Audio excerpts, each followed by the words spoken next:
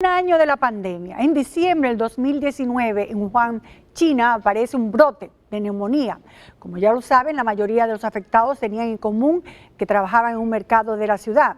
Los investigadores establecieron desde el primer momento que al parecer la enfermedad tuvo un origen de un animal a un humano, pasó de un animal a un ser humano. En enero del 2020 ya se habían reportado los primeros casos fuera de China. El mundo no imaginaba lo que se avecinaba, una pandemia que en el caso, como República Dominicana, tenemos un año luchando contra ella y al mirar a otros es mucho lo que hemos avanzado. El tiempo dirá, porque no es la idea de este reportaje saber si se tomaron bien las medidas al inicio o no, solo es recordar cómo aconteció todo y cómo nos sentimos en ese momento y cómo todavía la pandemia está con nosotros.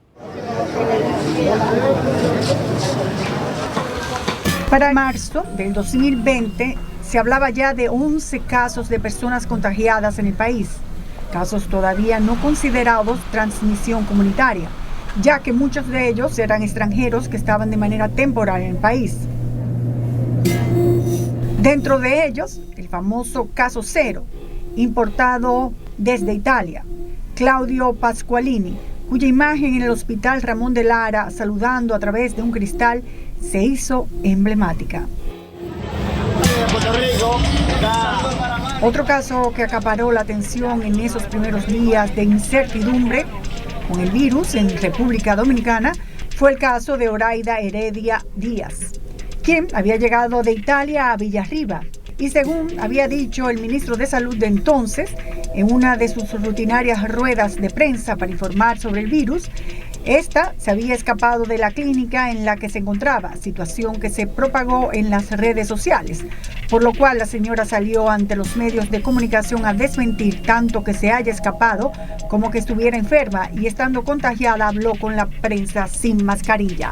Eso fue un gran escándalo en ese momento. ¿Cómo el doctor va a decir que yo me escapé del hospital? Que yo me escapé de la clínica. Eso es falso entonces. Eso es falso, porque ¿quién diablo de una dirección escapándose? Desde el 15 de marzo del 2020 ya en los medios se publicaban las primeras medidas del gobierno, tendentes a establecer un protocolo para la entrada de pasajeros. Es así cuando, 2 días después, el expresidente Danilo Medina anuncia mediante un discurso las medidas que buscaban mantener el distanciamiento social y evitar la propagación del COVID. Quedan suspendidos por 15 días los eventos y concentraciones de toda índole. Esto incluye eventos nacionales e internacionales, espectáculos públicos. Tuvimos encierros totales prácticamente y que el mundo se paralizó con todos los vuelos y todas las fronteras. El mundo buscó la forma de interactuar ante el confinamiento y aquí no nos quedamos atrás.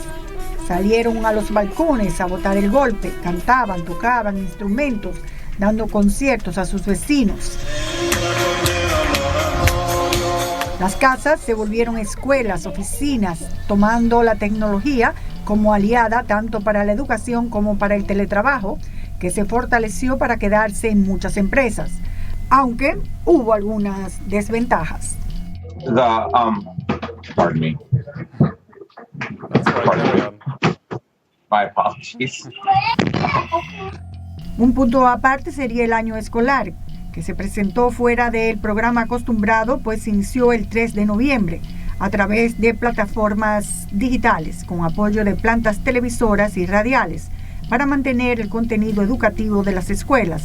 Las universidades pasaron a ser completamente virtuales. El éxito de esta educación a distancia es todavía muy cuestionado.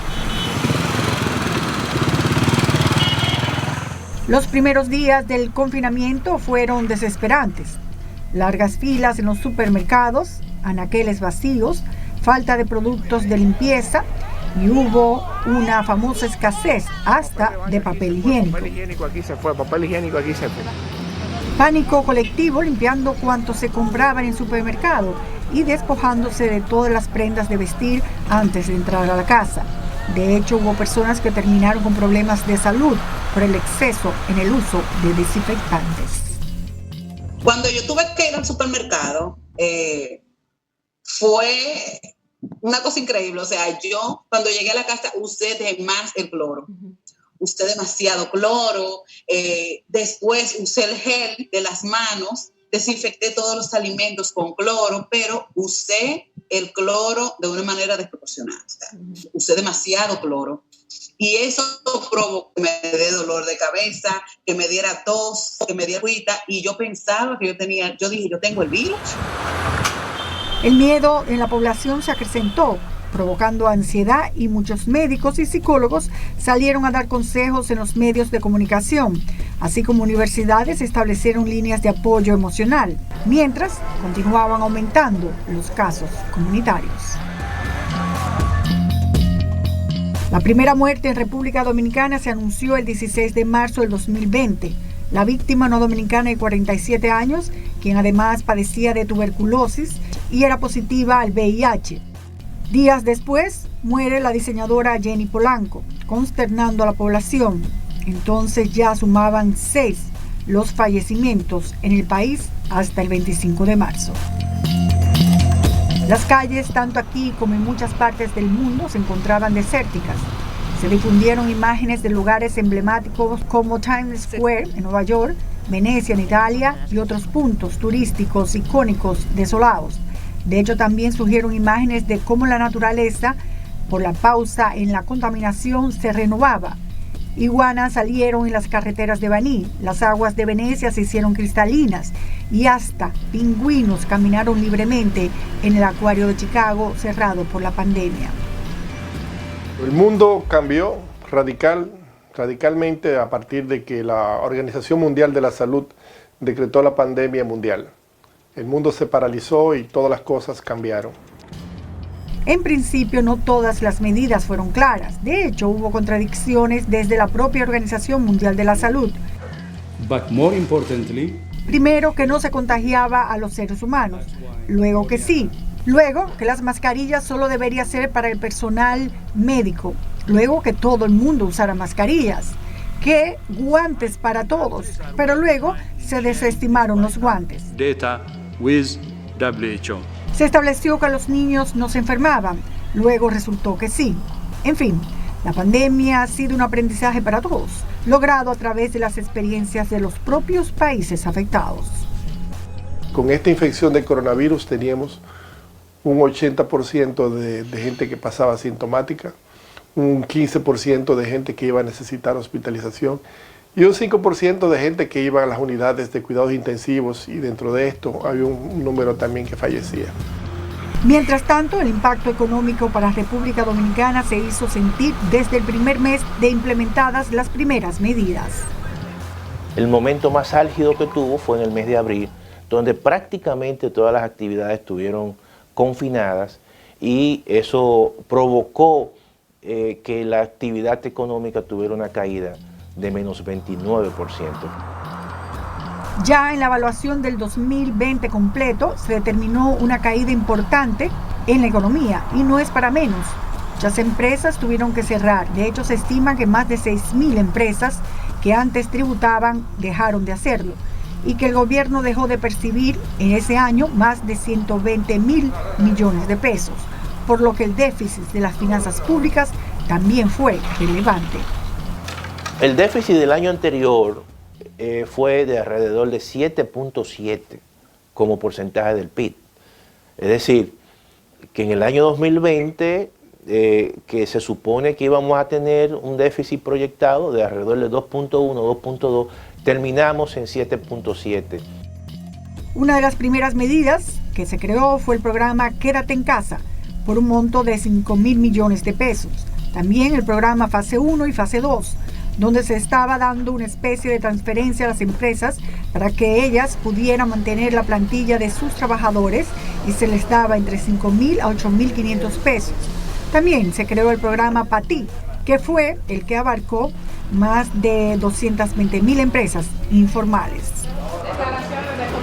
Fueron medidas acertadas, son medidas que se recomiendan en contextos de crisis, y evidentemente fueron medidas que también se tomaron en la gran mayoría de los países.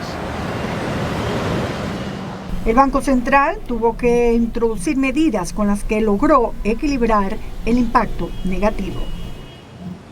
Como es natural, también hubo una pérdida importante de empleos que todavía no se ha recuperado. En el año 2020 hubo una cantidad de personas en paro o suspendidos que se cuantificó en 750.000 personas y todavía hay 180.000 que no han podido retornar a sus trabajos. Esto empujó a muchos a salir a la calle para poder conseguir el sustento diario, violentando las normas de quédate en casa.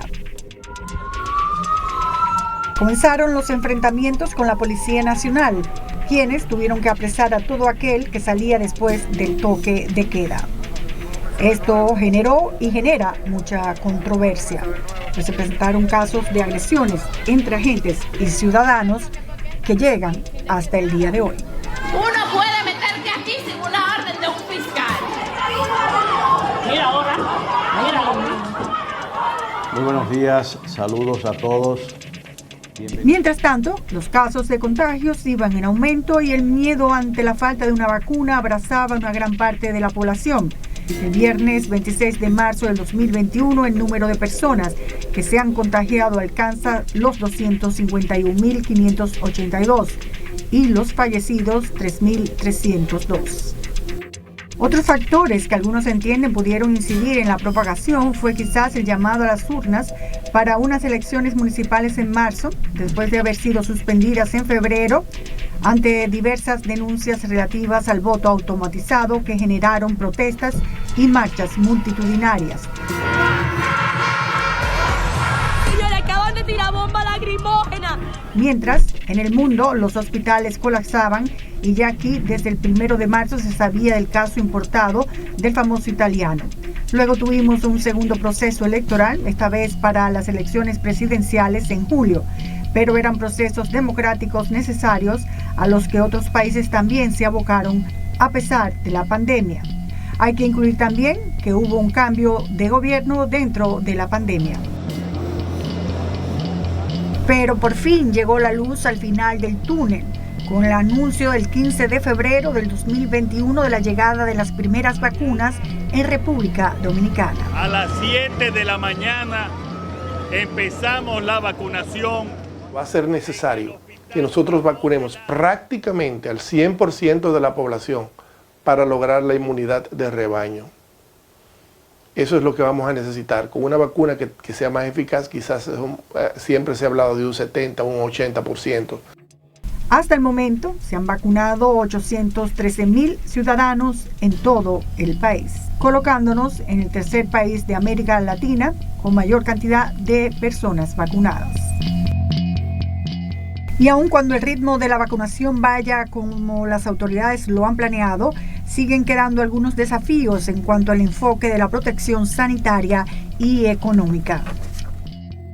Yo creo que a partir del año 2023 eso se va a recuperar. Este es un año todavía que ojalá que se puedan vacunar el 80-90%, que es un proceso, quizás todavía estaremos vacunando en el año 2022, y también el proceso de recuperación de la economía estará muy supeditado también a otras situaciones del entorno internacional, porque no podemos decir que la economía se va a reactivar si todavía está el sector turístico con dificultades.